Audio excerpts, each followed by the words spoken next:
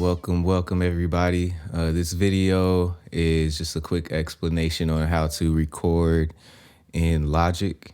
I've been recording in Logic, man, for over 10 years now. So just wanted to give a quick overview of how to get set up and how to make your life a little bit easier. I got some quick keys to go over and help out with just the process of recording easily in Logic. So let's go ahead and get into it. We're gonna open up Logic Pro here. This is the new Logic. I'll go over how to do it in the new Logic. And then if you have a previous version, I'll go over how to get set up there as well. So usually you could just hit empty project here. If you don't see these details, you can go scroll down to details. Yeah, so you have your input device and your output device. Mine says Volt because I'm using an interface. If you're just using a laptop or a Mac desktop and you don't have a microphone, you can use your your built-in microphone, which I used to do a lot. I used to record that way. So your input device would say something like built-in microphone. I have a Mac Mini, so I don't have a built-in microphone on the Mac Mini. So you'll see built-in microphone, and then your output device should say something like built-in output. Mine says Mac Mini, but this way you can record with your microphone that's built internally in the computer. And then your output device will be built-in output. And then you just plug your headphones in and record that way. Sample rate's fine. So yeah, let's go ahead and hit choose. It's gonna open up Logic. It's gonna ask you if you wanna create an audio track or instrument, MIDI track, or drummer. We're just gonna create audio. And for you guys, it's gonna be input 1. If you selected built-in microphone or whatever interface you have, just make sure you're plugged in. And this is only if you have an interface. If you have an interface, just make sure you're plugged in to the right input. So I have a interface here that I'm not using. This is pretty much what a lot of interfaces look like. I don't know if you guys can see that, if it's blurry or not, but we got input 1, input 2, and it'll say that on your interface. So just make sure you select the right input that you're plugged into. So let's go to input 1, audio output 1, 2. That's fine. That just means stereo output. You don't want to go to a bus or surround for this one. We're gonna hit create, and actually you could say how many tracks you want to create. So let's create 3 for now. All right. So as you can see, Logic is already receiving that input from my microphone. We're just gonna mute these just in case it might feedback. So audio 1, audio 2, audio 3, and it's all set to input 1. So these can be our vocal track. So we'll just double click the track, hit vocal A, we'll hit vocal B, double click vocal C. Cool. Now we're all set up and ready to record. We just have to bring the beat in. But if you're on an older version of Logic, you may have to go up into Logic Pro preferences and then audio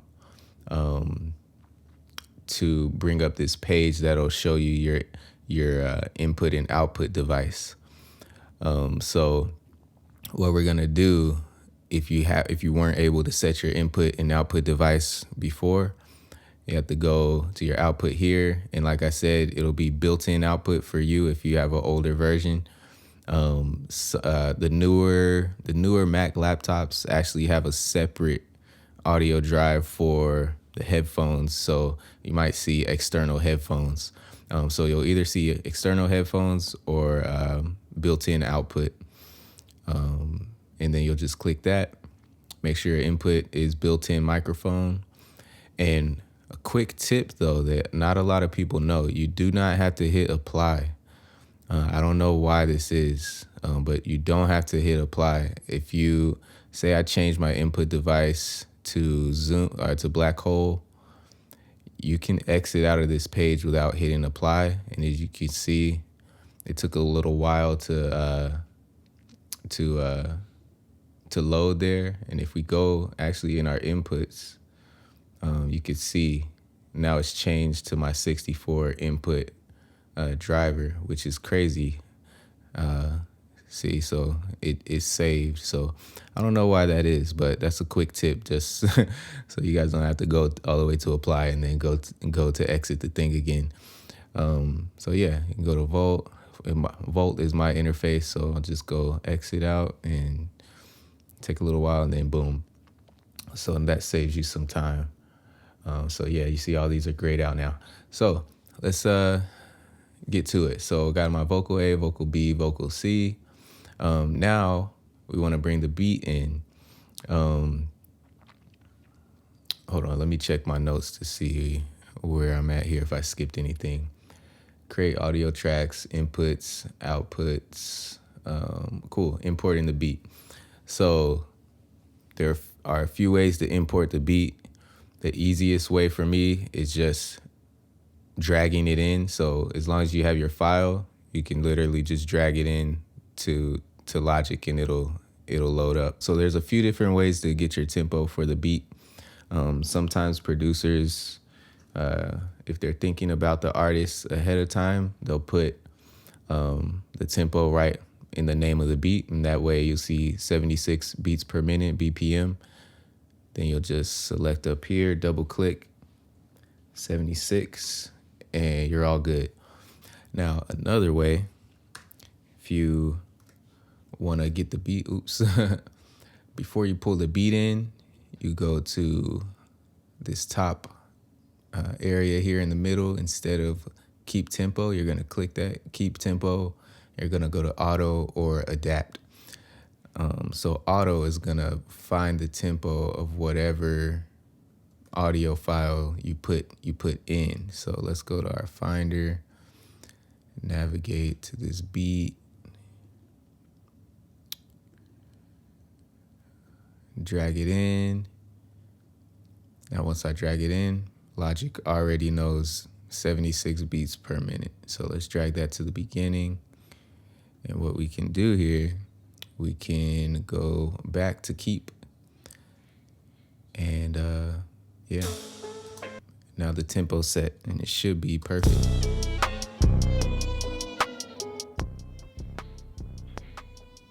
Yep, so you can hear the click track going on there. Say you aren't able to do that, say there's no way to know the tempo. What you could do, you can select your beat, go to audio effects, scroll down to metering, and go to BPM counter. Now, once you play the beat,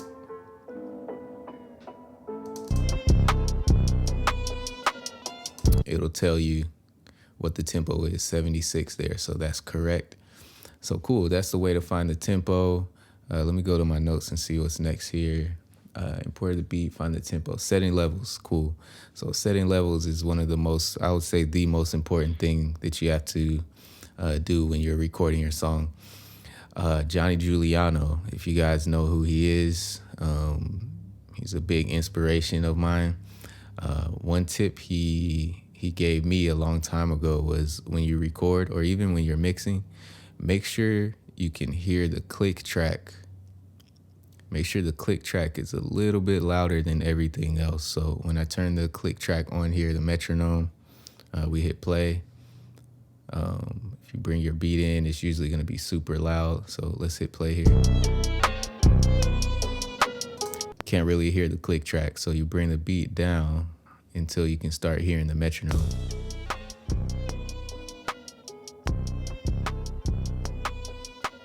And that's usually a good place to start. So shout out to Johnny Giuliano for that tip. But let's go ahead and start setting our levels for our vocals. So the reason why we bring the beat down and why we want to make sure the level is not much louder than the click track usually is because Logic only has a certain amount of volume that it can use before it starts to distort the audio signal.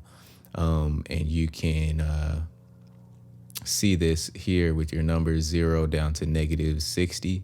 Once it hits past, goes past that 0, it's gonna start distorting the audio signal, and you don't want that to happen. Sometimes you can go above the 0 and then you won't hear anything. But once you export it or try to transfer that file, you'll hear that distortion. So we don't want to go above 0. This just is going to give us enough room to make sure we're recording everything. Once we add, 20 different audio files all hitting at the same level, we don't want to go into distortion usually. So what we're going to do here is make sure our audio is coming in at a good level. We're going to hit our vocal A take, hit the R there to enable it for recording. We're going to hit check, check, check. We're going to see down here our level. If you don't see that channel strip there, you got to hit the little I there. And cool, check, check, check, check. So we don't want to be hitting, higher than that 3, that -3 there. So I have my interface has a compressor on it. So even if I set the input up, check, check, check, check, check, check, check, check, it's not going to go above 0, but it will sound more distorted. Check, check, check, check. So you'll set your input level. I usually shoot for higher than -12, higher than, as long as I'm hitting, above -12 and no higher than -3, I'm okay for me. If you're using a laptop, a Mac laptop, an older Mac laptop, or even the newer ones, you can set your input level. And this is for if you're using the built-in microphone on the laptop. You can go up to your sound preferences, go to preferences here, click the little sound icon and go to preferences. And for you guys, you'll see built-in microphone. And this knob here it won't say output, it'll say input, and you'll have your input level that you can adjust with that little fader there. And then you can do this at the same time that you're talking into the mic, and you'll see your level here changing as you change the input level. So make sure, when you're talking, when you're rapping your song or whatever, you're setting that input level to make sure that you're not going to be clipping the audio. All right, cool. So yeah, we're ready to record. So once you set your levels, you got your beat at a nice level. What we're gonna do is we can record. So depending on where you want to start recording at, whether it be at the beginning or the end, you can move this little playhead where you want it to be, and then you could just hit record up here, and it'll give you 4 beats before the part that you selected. So say I want to start here at this chorus, it's gonna go back 4 beats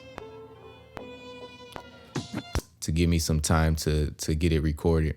Now, if you don't want to do that, if you just want to start instantly, you have to come up here to this 1, 2, 3, 4 count in is what they call it, and just turn it off. Click it to turn it off, and then that way it'll start immediately. I usually like to record that way. I usually don't want to have a lot of, I want to start recording when I hit record. So if I wanted 4 beats of count in, I'll just go back 4 beats and do it that way. So cool. Let me see. Yeah. So let's do a quick take. Yo, check it. So a lot of times, a lot of things I see questions about is how to punch in. So say I messed up there. What I usually do is I duplicate the track, Command D, and then I just go back and record. Check, check, check, check. Yo, say I need to punch in again, go back to that top one, hit record, boom, check, yo, and this just happens extremely fast once you get used to the recording process. You can do this stuff extremely fast, and usually I want to see these on the same track, just to save space. I might use this second track as just the track that I use to punch in. Cool. So we got our vocal A, and then we'll, just in case you have all your other vocals too, your other vocal tracks, but usually I'm hitting Command D when I want to record, which just duplicates the track. So this is extremely good, especially when you have plugins and everything running on your system already. You got reverb and a bunch of stuff happening. You're actually getting into the song. What you can do is Command D, and that'll duplicate with the same plugins and everything. Cool. So that's recording, super easy. I don't know if I said, but you can hit the letter R. Sorry. The letter R is to record. SPACEBAR is to start and stop. Enter is to go back to the beginning. Now, this one is super cool, right? So the quick key to go back and forth in Logic with the playhead is your comma button and your period button. So this is super, super cool when you want to, when you mess up, right? So let's say I messed up. Let's do this recording and say I messed up. Yo, say I didn't like that. You can hit Command Z, your comma, go back, record. Check, spacebar, Command Z, back with comma, and hit record. Yo. So this is super, it gets extremely fast when you really think about it, and you keep practicing it. You'll be recording extremely fast. So those are my tips for today. I don't think I have much else. Hit record and then quick key navigation. Those three quick keys. Command Z. So R to record. Command Z. It's gonna delete the file from your system. Back and forth with comma and period, and then R again for record. And like I said, if you have takes that you want to do over or you want to punch in, just go to that top track, hit record, blah, blah, blah, blah, blah. Go to the bottom one. Oops, hit loop on that one. Hit play and punch in. Nice. So that's all I have for you guys. Hope you guys enjoyed the process and learned a little bit about recording in Logic. Definitely hit the like and subscribe button. I don't know if it's down there or down there. I changed the way things go, but I will talk to you guys later.